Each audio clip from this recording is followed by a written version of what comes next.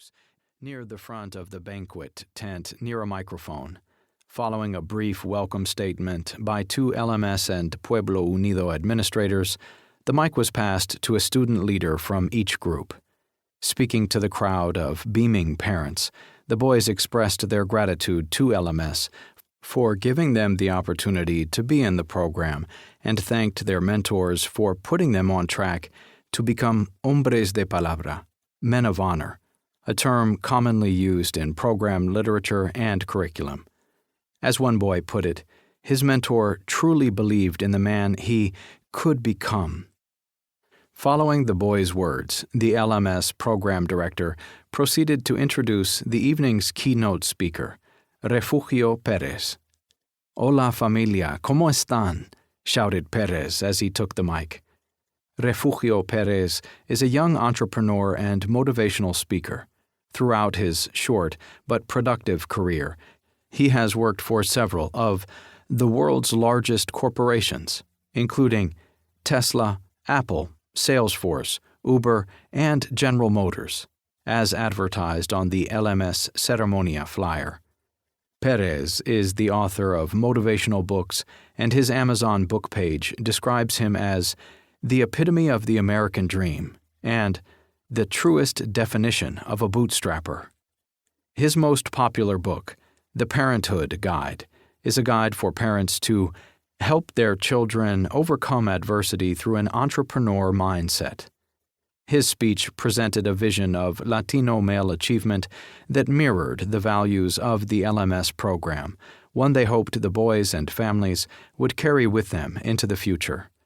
A charismatic speaker, Perez addressed the crowd primarily in Spanish, but he also switched to English sometimes to reiterate an important point or to specifically address the students. The speech began with a dramatic interactive activity with the crowd.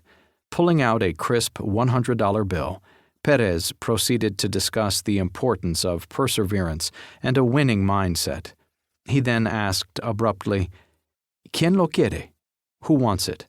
and thrust the bill in the air. There was no answer. "¿Quién lo quiere?" repeated Perez, this time louder.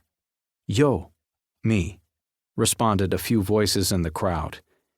"¿Quién lo quiere?" shouted Perez, this time even louder. "Yo," boomed the response. Perez repeated the question several more times as the crowd's energy began to grow. "¿Quiere que subamos y le quitemos el dinero?"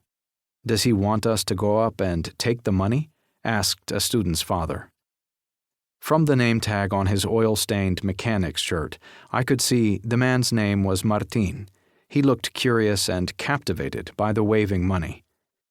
"No sé. I'm not sure," I responded. Finally, a young girl, presumably the younger sister of one of the students, ran up to the stage with the encouragement of her mother and snatched the $100 bill.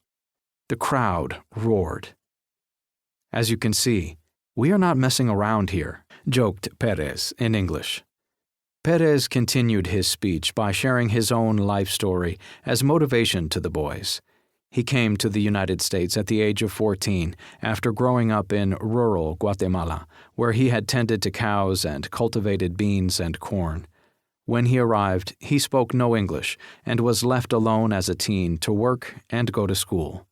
He faced adversity and tragedy, yet this did not stop him from trabajando por unas de las corporaciones más grandes del mundo, working for some of the largest corporations in the world.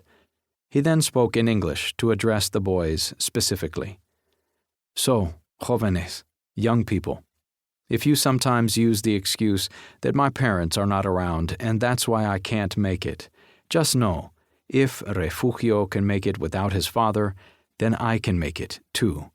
If Refugio made it without his mother, I can make it too. If he learned English with 3 girlfriends, I'm going to get 6. This last line sparked laughter in the crowd. 2 boys in the background gave one another a small handshake. Perez had referenced his earlier joke that when he was advised to get an English-speaking girlfriend to learn the language, he had decided to pursue 3 girls instead. Perez's speech lasted roughly 30 minutes.